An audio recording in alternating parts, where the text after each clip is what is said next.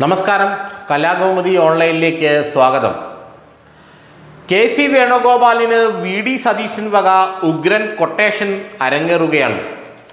Malayalam ചാനലുകളിലെല്ലാം news അവറിലും മറ്റു വാർത്തകളിലും വാർത്തയോടനുബന്ധിച്ച ചർച്ചകളിലുമെല്ലാം പങ്കെടുക്കുന്ന രാഷ്ട്രീയ നിരീക്ഷകർ കെ.സി. വേണുഗോപാലിനെ അറഞ്ചം പുറഞ്ചം പൂശുകയാണ്. അഡ്വക്കേറ്റ് ജയശങ്കറടക്കമുള്ള എല്ലാ രാഷ്ട്രീയ നിരീക്ഷകരും കെ.സി. വേണുഗോപാലിനെ കണക്കറ്റ് വിമർശിക്കുന്നതും ഇപ്പോൾ കോൺഗ്രസ് പാർട്ടിയുടെ ഈ പ്രതിസന്ധിക്ക് കാരണം കെ.സി. വേണുഗോപാലിൻ്റെ അത്യാഗ്രഹവുമാണെന്നൊക്കെ പല രാഷ്ട്രീയ നിരീക്ഷകരും പറയുന്നതുമെല്ലാം വി.ഡി. സതീശൻ്റെ ഇടപെടൽ മൂലമാണെന്നാണ് കെ.സി. വേണുഗോപാൽ ക്യാമ്പ് വിശ്വസിക്കുന്നത്.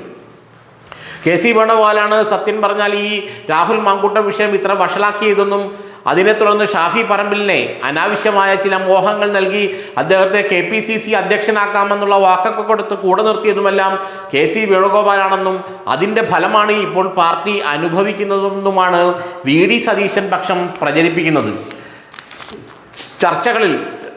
ചാനൽ ചർച്ചകളിൽ പങ്കെടുക്കുന്ന മുഖ്യ രാഷ്ട്രീയ നിരീക്ഷകരും ഇതേ ആശയങ്ങൾ പങ്കുവയ്ക്കുന്നുണ്ട്. കെ.സി. വേണുഗോപാലിൻ്റെ ഇടപെടലുകൾ കേരളത്തിലെ കോൺഗ്രസ് പാർട്ടിയെ വലിയ ബുദ്ധിമുട്ടിലേക്ക് നയിക്കുന്നുവെന്നും അതാണ് ഇപ്പോൾ ഉണ്ടായ പ്രതിസന്ധിക്ക് കാരണമെന്നുമാണ് ഇതുപോലെ ചർച്ചകളിൽ പങ്കെടുക്കുന്ന പല രാഷ്ട്രീയ നിരീക്ഷകരും പറയുന്നത്. അപ്പോഴാണ് കെ.സി. വേണുഗോപാൽ ക്യാമ്പ് ഇതിനെക്കുറിച്ചൊരു നല്ലൊരു അന്വേഷണം തുടങ്ങിയത്. അപ്പോൾ അവർക്ക് മനസ്സിലായത്ര ഇത് വി.ഡി. സതീശൻ്റെ കൊട്ടേഷനാണ്. കാരണം കെ.സി. വേണുഗോപാൽ ഷാഫി പറമ്പിലിനെയും രാഹുൽ മാങ്കൂട്ടത്തിനെയും സംരക്ഷിച്ചു എന്നത് നേരാണെന്ന് പല കോൺഗ്രസ് നേതാക്കളും പറയുന്നുണ്ട്. ആ ധൈര്യത്തിലാണത്രേ ഇവർ വി.ഡി. സതീശനെതിരെ തിരിഞ്ഞത്. സതീശനെതിരെയുള്ള സൈബർ ആക്രമണമൊക്കെ ഉണ്ടായത് തന്നെ ഈ രാഹുൽ മാങ്കൂട്ടത്തിലെയും അല്ലെങ്കിൽ ഷാഫി പറമ്പിലിനെയും അനുകൂലിക്കുന്ന സൈബർ ചാവേറുകളുടെ ഭാഗത്ത് നിന്നായിരുന്നു. അതിന് അവർക്ക് പ്രേരണ നൽകിയത് അല്ലെങ്കിൽ അവർക്ക് ധൈര്യം നൽകിയത് വി.ഡി. സതീശൻ നിസ്സാരക്കാരനല്ല. അദ്ദേഹം കോൺഗ്രസിൻ്റെ നിയമസഭാ കക്ഷി നേതാവാണ്, UDFൻ്റെ ചെയർമാനാണ്, ക്യാബിനറ്റ് റാങ്കുള്ള പ്രതിപക്ഷ നേതാവാണ്. അപ്പോൾ അദ്ദേഹത്തേക്ക് നിരന്തരം ആക്രമിക്കണമെങ്കിൽ ആരെങ്കിലും പുറകിൽ വേണമല്ലോ. രാഹുൽ മാങ്കൂട്ടവും ഷാഫി പറമ്പിലും പിന്തുണ നൽകുന്ന അല്ലെങ്കിൽ അവർ പോറ്റി വളർത്തുന്ന സൈബർ ചാവേറുകളാണ് തനിക്കെതിരെ ആക്രമണം നടത്തുന്നതെന്ന് AICC നേതൃത്വത്തെ വി.ഡി. സതീശൻ നേരത്തെ തന്നെ അറിയിച്ചിരുന്നു. പക്ഷേ ഈ സതീശനേക്കാളുമൊക്കെ വളരെ ജൂനിയറായ ഷാഫിക്കും രാഹുലിനും ഇദ്ദേഹത്തിനെതിരെ തിരിയാൻ എവിടുന്ന് ധൈര്യം കിട്ടി? ആ ധൈര്യം കിട്ടിയത് എവിടെ നിന്നാണെന്ന് സതീശൻ ക്യാമ്പ് കൃത്യമായി മനസ്സിലാക്കിയിട്ടുണ്ട്. ആ ധൈര്യം കിട്ടിയത് കെ.സി. വേണുഗോപാലിൽ നിന്നാണത്രേ.